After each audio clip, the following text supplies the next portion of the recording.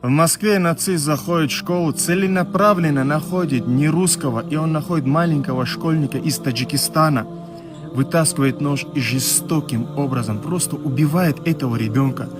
После этого они это видео выкладывают у себя в группе, нацистской группе, и жестко издеваются и радуются тому, что произошло.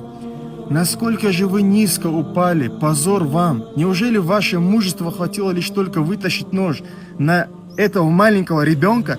Если вы такие смелые, приезжайте в Дагестан или же в Таджикистан, покажите там свою смелость, а я посмотрю, как это у вас получится. Позор вам всем! Этим вы просто показали свое гнусное лицо.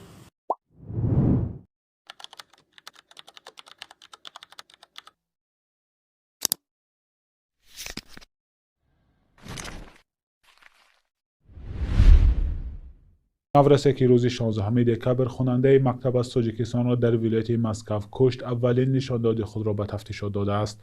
نشریه گزیته رو از قبل کمیته تفتیشاتی روسیه نوشته است که نورسی بازداشت شده اعتراف کرده است که چند وقت اخیر برای صادر کردن این جنایت آمادگی می‌دید.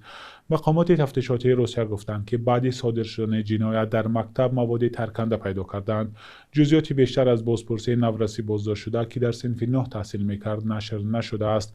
بنا به مرامنامه‌ای که او به همصنفانش فرستاده است، پیروی نجات پرستان بوده، مرگ مسلمانان، یهودیان، ضد فاشیستان و لیبرال ها را شعار خود نامیده است.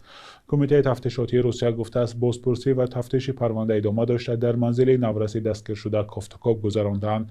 یادآور می‌شویم که روز 16 دکبر در نتیجه حمله یک نابالغ به مکتب در ولایت مسکو یک نورسی 10 ساله کشته شد. حمله‌ور نابالغ با کارت به مکتب در ناحیه ادینوس و وارد شده، اول پاسبان و سپس یک نورس را تیغ زده است.